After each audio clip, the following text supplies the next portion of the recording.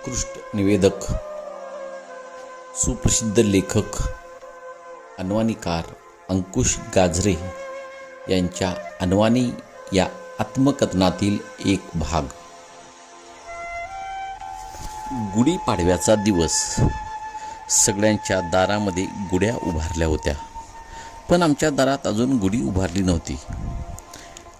आपल्या दारापुढे गुढी नाही याचं माझ्या मनाला लई वाईट वाटलं.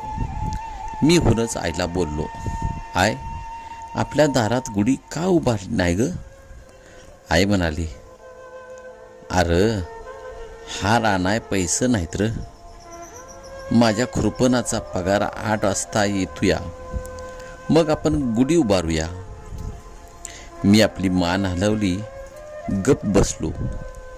आय दररोज सुतारच्या मळ्यात खुरपायला जायची. आज गुढीपाडवा असल्यामुळे आईला कामाला सुट्टी होती. सुतार काका कामाचं पैसे देण्यासाठी घरी येणार होता. आई त्याचीच वाट बघत होती. घरातला बाजारही संपला होता. भाकरीचं पीठही नव्हतं. 8 वाजून गेल्या तरी सुतार काका येण्याचं चिन्ह दिसेना. गुढी तर उभारली नव्हती. आईजवळ 1 रुपयाही नव्हता. आईनं आम्हा 5 भावंडांना बोलावून विचारलं, कुणाकडे 1-2 रुपये आहेत का बघा. नाही वय करत आबी आहेत म्हणाली. आबीनं कुडात खुपसून ठेवलेलं 2 रुपये काढलं, आईच्या हातात दिलं. आई मला म्हणाली, अंकुन्या, ही 2 रुपये घे, पळतच जाऊन 1 हार आण, आपण गुढी उभारूया. मी पळतच दुकानात गेलो, हार घेतला, पळतच माघारी आलो. आईनं तोपर्यंत गटुड्यात बांधून ठेवलेल्या नवा जंपरचा पीस काढला. पंचपाळ पाणी बाहेर आणलं. दारातल्या लिंबाचा फाटा घेतला. 1 शिवरीची काठी होतीच. आईनं आबांची टोपी मला घालायला दिली. माझ्या हातनं गुढीची पूजा चालू झाली. पूजा बिगर नारळाची होती. नारळाला पैसे तर कुठं होतं. पूजा करत असताना मला पुढारी असल्यासारखं वाटायला लागलं. मला माहीत होतं कशाची पण पूजा पुढाऱ्याच्याच हाताने केली जाते.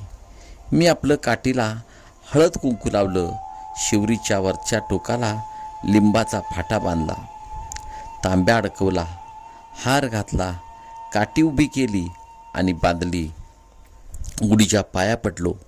माझ्या पाठोपाठ सगळी जणच पाया पडली. छपराला शोभा आल्यावानी वाटायला लागलं. आमचं छपार नव्या नवरीवानी दिसायला लागलं. तोपर्यंत माझ्या शेळ्या सोडायचा वखत झाला होता. घरात अजून खायला काय केलं नव्हतं. शेजारची लोक उसणं पासणं देत नव्हती. त्यांना वाटायचं ही माघारी कुठली आणून देत्या ती. त्यातनं पण आई शेजारी उसणं मागाय गेली, पण मोकळ्याच हातानं माघारी आली. लहू माझा भाऊ सगळ्यात बारका, 2-2.5 वर्षाचा. आईनं लहूला तेवढं शेळीचं दूध काढून दिलं. आम्ही बाकी सर्व उपाशीच. शेळ्यांना उपाशी मारून चालत नव्हतं. उपाशापोटी शेळ्या सोडल्या. शिवत्याच्या शिवपर्यंत हिंडवत गेलो. माझं पाय गाठलं होतं. पोटात अन्नाचा कण नव्हता. पोटात भुकेमुळे कावळ्यांची भांडणं चालू झाली होती. पायात चप्पल नव्हती. डोक्याला ऊन लागत होतं. जीव भुकेनं तिळतीळ तुटत होता. शेळ्यासारख्या पळत होत्या. जीव नकोसा झाला होता. काय करावं, काय खावं सुचत नव्हतं. कशीबशी दुपार ओलांडली, पण आता भूक सहन होईना. चालता येईना. पोटाला खायला काहीतरी पाहिजे होतं. रानात पण खाण्यासारखं काय दिसत नव्हतं. शिवत्याच्या अन देवड्याच्या शिवला मधोमध एक म्हसोबाचं देवळ होतं. त्या देवळाकडे शेळ्या वळवल्या. शेळ्यांना चारत चारत म्हसोबाच्या देवळाजवळ गेलो. म्हसोबाच्या देवळाच्या पाठीमागच्या बाजूला मोठा लिंब होता. लिंबाची सावली म्हसोबाच्या देवळावर पडली होती. देऊळ सावलीनं न्हाऊन निघालं होतं. देव आपला एकटाच गपचिप कुणाला काय न बोलता सावलीला म्हटला होता. शेळ्यांना लिंबाच्या सावलीत बसवलं. देवळासमोर गेलो. अगोदर बाहेरून देवाला हात जोडला. मनात म्हटलं, माझ्या पोटाला काय तर खायला दे र देवा. खाली वाकून देवळात शिरलो. पाडव्याचा दिस असल्यामुळे लोकांनी देवाला निवद दाखवलं होतं. निवद बघताच आनंद झाला. भूक तर लई लागली होती. किती खावं किती नाही असं झालं होतं. निवद खावा की न खावा असंही मनाला वाटत होतं. निवद खावावा तर पाप लागेल, न खावावा तर भूक सहन होत नव्हती. पुन्हा एकदा देवाच्या पाया पडलो. देवाला म्हणलं, देवा निवद खाऊ का? देव काहीच बोलला नाही. एकदा निवदाकडं एकदा देवाकडं बघितलं.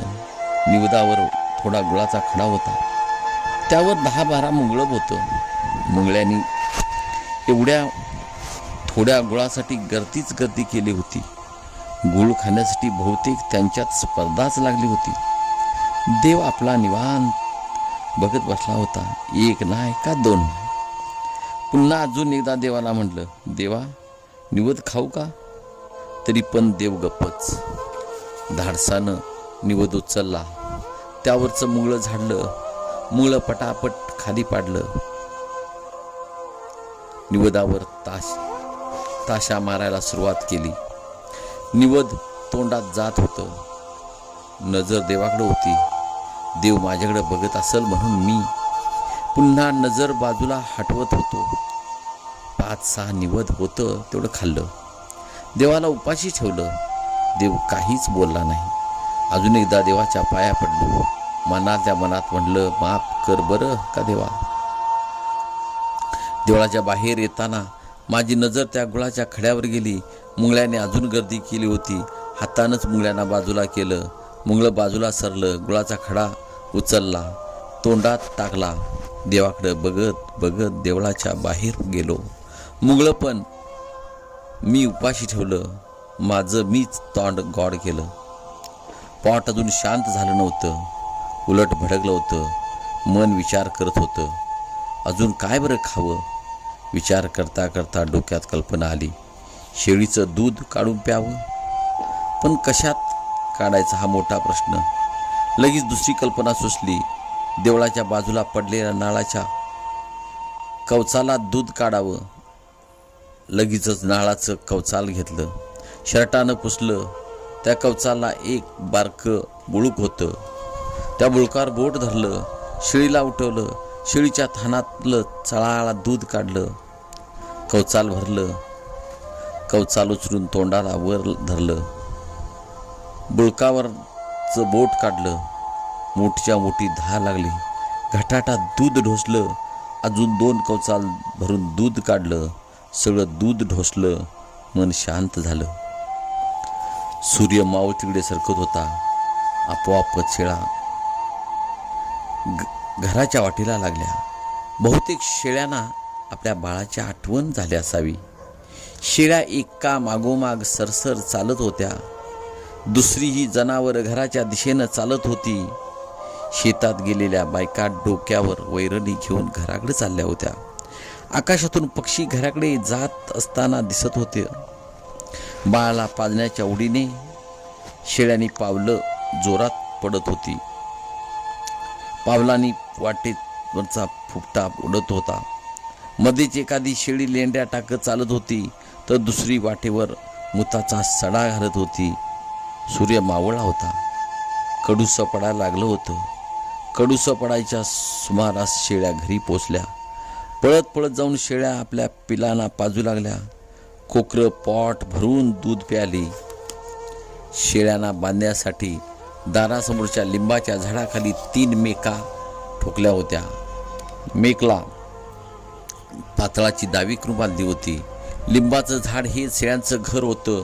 तिथंच त्या दररोज बसायच्या, उठायच्या, आपल्या सुखाचा संसार करायच्या. दूध पाजून आपल्या पिलांना मोठं करत होत्या.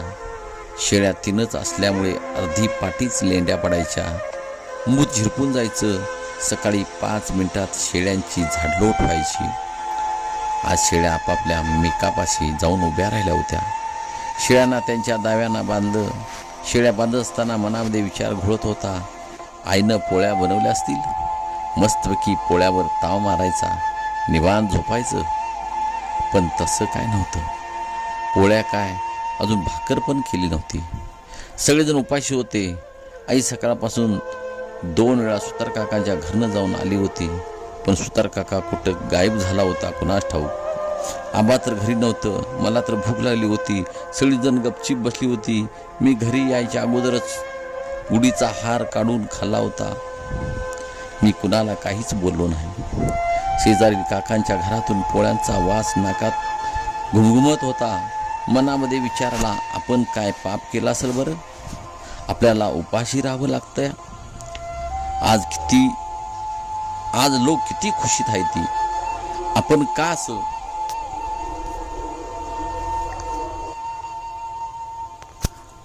आपण का असं?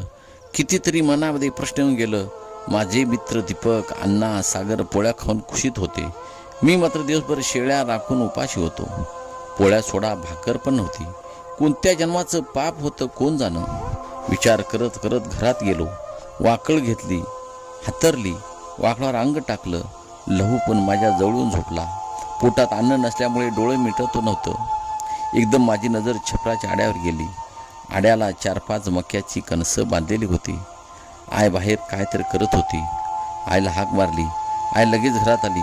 मला म्हणाली, काय रांकुन्या? मी म्हणालो, वर आड्याकडं बघ की, मक्याची कणसं आहे ती, त्याचं आपल्याला खायला काहीतरी करता येईल का? आई म्हणाली, कणसं खाली काढून घे, आपण काय तर करूया. मी चटकन कणसं काढून घेतली. आबीनं, ताईनं, मी, आईनं कणसं सार सोलून घेतली. लगेच आईनं जात्यात मका भरडली. मोठ्या पाणी तापायच्या भगुन्यात मक्याच्या कण्या शिजू लागल्या.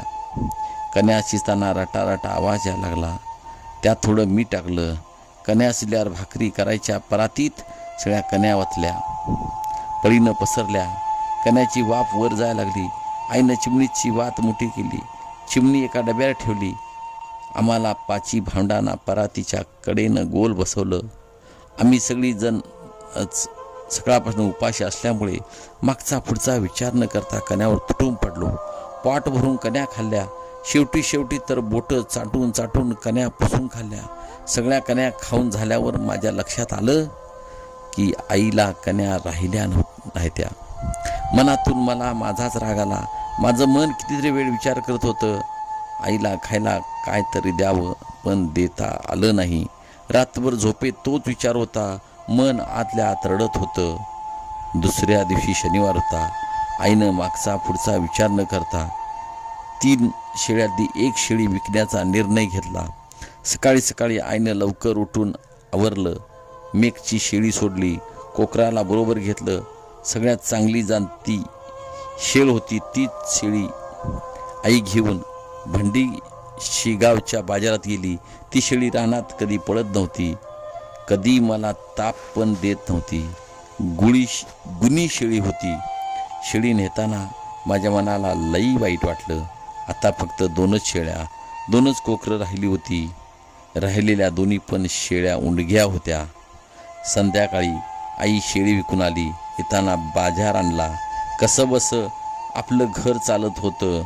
आज बी मला येणाऱ्या प्रत्येक गुढीपाडव्याला त्या गुढीपाडव्याची आठवण राहिल्याशिवाय राहत नाही.